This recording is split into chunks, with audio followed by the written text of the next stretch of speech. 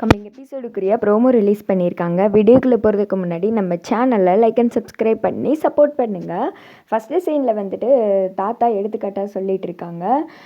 ஒன்றாவது பொண்ணும் மூணாவது பொண்ணும் அப்படியே அவங்க அம்மா சாமுண்டீஸ்வரி மாதிரி அப்படின்னு சொல்ல அந்த திக்கா வந்துட்டு காமிச்சிட்ருக்காங்க. இந்த திக்கா அவங்க ஒன்றாவது பொண்ணு உட்காந்துட்டு இருக்க, அந்த திக்கா வந்துட்டு அவங்க மூணாவது பொண்ணு உட்காந்துட்டு இருக்காங்க.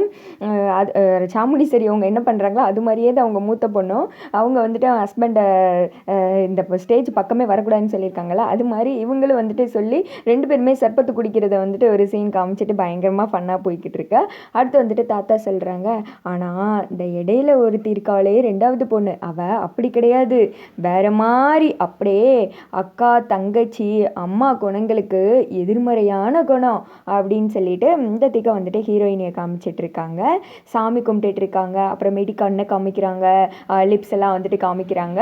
அப்புறமேட்டி விளக்கு ஏற்றுற மாதிரி காமிச்சிட்டு நம்ம ஹீரோயினி வந்துட்டு காமிக்கிறாங்க. அந்த பிஜிஎம் எனக்கு ரொம்ப பிடிச்சிருந்துச்சு.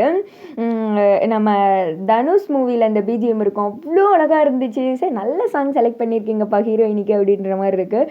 அதுக்கடுத்து வந்துட்டு அவங்க இந்த பக்கத்தில் வந்துட்டு கோயிலுக்கு முன்னாடி இந்த ஏழை எளியவங்களுக்கெல்லாம் இருப்பாங்கல்ல, அவங்களுக்குலாம் வந்துட்டு ஃபுட்டு வாங்கி கொடுக்குறாங்க. அப்போ பயங்கரமாக ஹீரோயினிக்கு பிஜிஎம் சாங்லாம் வந்துட்டு ஓடிட்டுருக்கு. மின்னலே மின்னலே அந்த சாங்லாம் வந்துட்டு ஓட என்ன அறியாமலே வந்துட்டு நான் உண்மையாகவே வந்துட்டு ஸ்மைல் பண்ணேன். அதாவது ஒருத்தங்களை பார்த்தா பிடிக்காது, பார்க்க பிடிக்கும் அப்படின்ற மாதிரி அவங்களோட ஸ்மைல் எனக்கு உண்மையாகவே ரொம்ப அழகாக இருந்துச்சு. கூட மீனாட்சி பொண்ணுங்களில் நம்ம சக்தி வந்துட்டு ஆக்ட் பண்ணியிருந்தாங்கல்ல, அவங்க ஸ்மைலும் எனக்கு ரொம்ப பிடிக்கும். அழகாக சிரிப்பாங்க, அவங்களுக்கு அந்த குட்டியாக சிங்கப்பல் வேறு இருக்கும். அது மாதிரியே இவங்க சிரிக்கிறது வந்துட்டு கியூட்டாக இருந்துச்சு. பார்க்கலாம், இனி இவங்களுக்கு சிரிக்கிற மாதிரியே சீன் வச்சா நல்லா இருக்கும் அப்படின்ற மாதிரி தோணுது. அடுத்து வந்துட்டு தாத்தா சொல்கிறாங்க, அவள் ஒருத்தி தான்ப்பா இருக்கிறதுலே ரொம்ப நல்ல பொண்ணு அப்படின்னு சொல்லிட்டு இருக்கேன். தாத்தா நீங்கள் சொன்னதெல்லாமே கெட்டதாக தான் சொன்னீங்க, நீங்கள் சொன்னதில் ஒரே நல்ல விஷயம் உருப்படியான விஷயம் என்ன தெரியுமா, இதுதான் அப்படின்னு சொல்ல மறுபடியும் ஹீரோயினை வந்துட்டு காமிச்சிட்டு இருக்காங்க.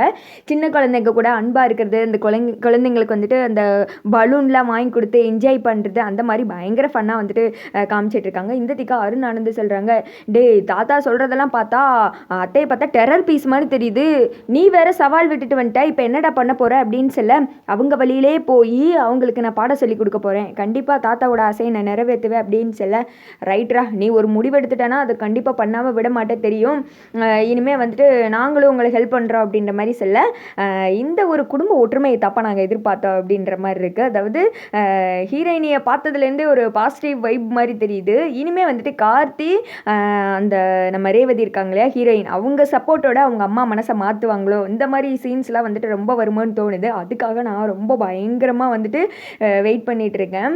மேலே சாமுண்டீஸ்வரி அவங்க நம்ம கார்த்திகிட்ட என்னென்ன பல்பு வாங்க போகிறாங்க அதை பார்க்க வந்துட்டு ஆவலாக இருக்கேன். முக்கியமாக இதில் மீனாட்சியும் சேர்ந்து வந்திருந்தாங்கன்னா நல்லா இருந்திருக்கும்.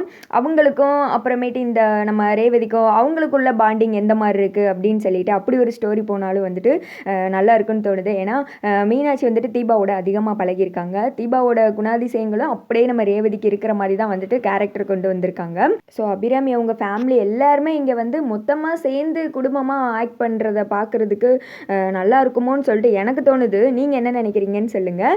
பட் கார்த்தி வந்துட்டு இனிமேல் ஸ்ட்ராங்காக வந்துட்டு ஒரு விஷயத்தில் இறங்க போகிறாங்க அப்படின்னு சொல்லிட்டு இந்த ப்ரோமோவை பார்த்தாலே தெரியுது. அதுக்கு வந்துட்டு ஹெல்ப்ஃபுல்லாக இருக்க போகிறது நம்ம ரேவதி ஹீரோயின் தான். பார்க்கலாம் இனிமேல் எந்த மாதிரி கதை வந்துட்டு சூடு பிடிக்குது, அத்தையும் அவங்க பொண்ணுங்களையும் வந்துட்டு ஹஸ்பண்டுக்கு எப்படி மரியாதை கொடுக்கணும்னு சொல்லிட்டு எல்லாமே கார்த்தி தான் வந்துட்டு சொல்லி கொடுக்குற மாதிரி நீ சீன் வரும் அப்படின்ற மாதிரி தான் இருக்குது. பட் கார்த்திக் இன்னுமே அதிகமாக சீன் வச்சா நல்லாயிருக்கும். அதாவது எல்லா ஸ்க்ரீன் பிளேயும் கார்த்தி இருக்கிற மாதிரி காமிச்சா நல்லாயிருக்கும்னு எனக்கு தோணுது. நீங்கள் என்ன நினைக்கிறீங்க அப்படின்னு சொல்லிட்டு கமெண்ட் பண்ணுங்கள். இந்த ப்ரோமோ பிடிச்சான்னு சொல்லுங்கள்.